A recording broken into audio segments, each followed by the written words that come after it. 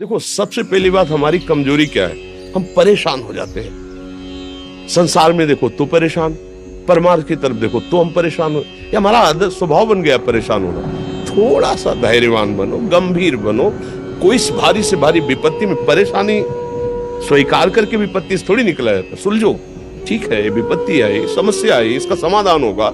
ऐसा थोड़ी कि हमें नष्ट कर देगी। अगर अभी हमारी बड़ी हानि हो जाती है, हम कल इससे बड़ा लाभ प्राप्त कर सकते हैं। हमको एकदम बिल्कुल गंभीर रहना है, इतने कमजोर नहीं बन जाना। अब वो गए तो क्या होगा, अब वो वस्तु गई तो क्या, पद गया तो क्या होगा। प्रयास किया था, ये पद मिला था, इससे बड़ा पद प्राप्त करूंगा, मैं इससे बड़ा महान बनूंगा। ठीक है, एक बार गिर गया, गलती हो गई, दंड भोगूंगा, फिर इससे ज्यादा संयम में रहूंगा। बिल्कुल मतलब एकदम फ्रेश दिमाग रखना चाहिए।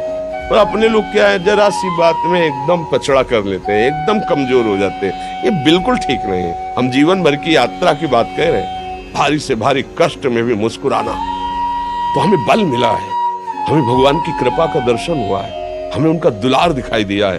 अगर ऐसे तो भाग जाते फिर परमार्थ में थोड़ी चलना होता है। आज जो आप सुन करके लाभ लेने की चेष्टा कर रहे हो ना, ये केवल प्रवचन नहीं है, ये जीवन है। अगर ये जिए ना होते ना तो ये इसका प्रभाव नहीं पड़ता, फिर वाणी का प्रभाव नहीं पड़ता। हम इसीलिए कहते हैं, जैसे आप लोग एकदम परेशान हो जाते हैं, तो बोलो क्या हमसे ज्यादा परेशानी होगी। दोनों किडनी खराब, दवाई लाने के लिए पैसे नहीं, पानी रखा है हम उठ के पी नहीं सकते, भीषण शरीर में कष्ट, भीषण बुखार, क्योंकि किडनी फेल, जरा में बुखार, खाने को क्या, रोटी मांग के लाओ। अगर वहां सब्जी मिलती तो लाल मिर्च ऐसी पड़ के मिलती थी कि वो पा नहीं सकते थे। आप सोचो, पानी लाना है तो मुझे लाना है, पीना है तो मुझे पीना है। अगर मैं हारता तो कहां पहुंच जाता, क्या स्थिति होती। नहीं, मरना है, पर कदम पीछे। कोई दिन ऐसा नहीं जिस दिन सेवा ना की हो, जिस दिन सेवा ना गए हो। गुरु जी की सेवा में जाना है, पहले अपने को स्वस्थ साबित करना है, नहीं वो सेवा नहीं लेंगे। तुम बीमार हो, तुम कष्ट में हो, ऐसा उनकी दृष्टि परेशान थे, उनकी सेवा की, आके लेट गए। फिर हिम्मत की, अपनी श्री जी की सेवा की, मधुकरी नहीं गए, 3-3, 4-4 दिन भोजन नहीं गए, पर सेवा नहीं छोड़ा, दिनचर्या नहीं छोड़ी।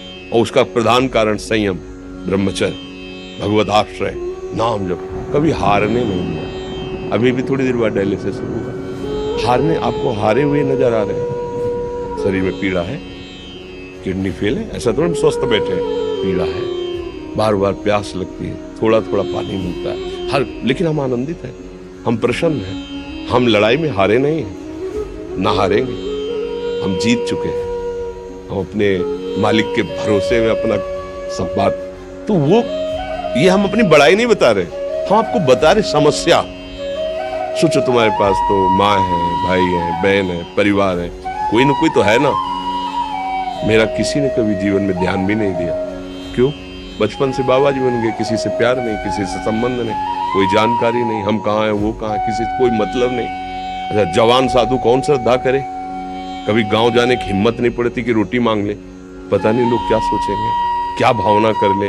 हम दरवाजे पे खड़े हैं, क्या कैसी भाव, जो हमारे सामने आकाश वृत्ति से आया यौवन अवस्था में, वही पाया है, अन्यथा भूखे रह गए। जब हम हर समय अपने को विवेक के द्वारा सावधान रखे, तो हम कभी निराश नहीं हुए, कभी उदास नहीं हुए, कभी ऐसा नहीं लगा कि यार हम दुखी, कभी नहीं लगा। उसी का फल है कि उस सुख का संकेत मिल गया जहां दुख की निशानी भी नहीं। वही उसी के बच्चे हो, हम सब उसी धातु से बने हुए हैं। हम इतना क्यों परेशान हो जाते हैं? हम ये देखते हैं अपने लोग, थोड़ी बात बिगड़ गई परेशान, नहीं बिगड़ी तो बिगड़ जाने की संभावना में परेशान है।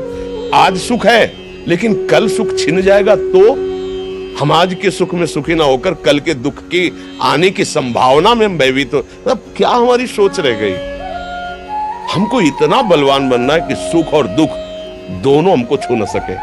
भारी से भारी सुख की व्यवस्था है तो अहंकार नहीं, हर्षित होकर किसी का अपमान न करे कि हम धनी, हम पदाधिकारी, अमुक। भारी से भारी दुख आया तो हमें किसी के सहयोग की जरूरत नहीं। हम फिर अपने कदम बढ़ाएंगे, हम फिर जुड़ी हुई अपनी भावनाओं को सजाएंगे। मस्त जीवन, एकदम तुम अविनाशी के बच्चे हो। शेर का बच्चा भेड़ों के बीच में फंसकर म्यों म्यों बोल रहा है, बस। अगर दहाड़ना सीख जाए तो कोई भी उसे परास्त नहीं कर सकता। ऐसे भगवद अंश, तू प्रपंच में फंसकर अपने को इतना दीन क्यों देख रहा है? तू ऐसा है कि भगवान के दिव्यास्त्र में भी ताकत नहीं तेरे को मार सके। तू अविनाशी का अविनाशी बच्चा है, विनाशी भोगों को, विनाशी शरीर को मैं मान के इतना भयभीत, इतना दुख ठीक नहीं। ये सबके लिए, केवल एक के लिए नहीं। आप समझो, आप लोग सोचते हैं हम गृहस्थ होकर भला ऐसी स्थिति कैसे। जनक जी सुखदेव जी के गुरु हैं और राजा हैं, महल है, रानियां हैं, नौकर है, चाकर।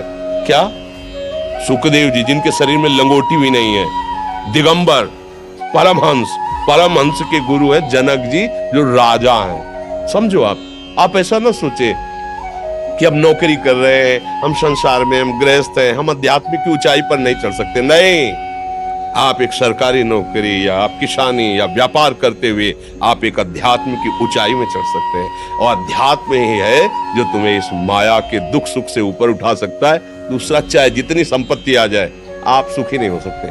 सब देख लो, आंख खोल के देख लो, अध्यात्म ही है जो तुम्हें हर कष्ट सहकर मुस्कुराकर जीने का रास्ता बता देगा कि आप आनंदित हो जाओगे। कुछ नहीं बिगड़ा, अध्यात्म है तो कुछ नहीं बिगड़ा, अध्यात्म नहीं है तो कुछ नहीं बना, कुछ हाथ नहीं लगने वाला।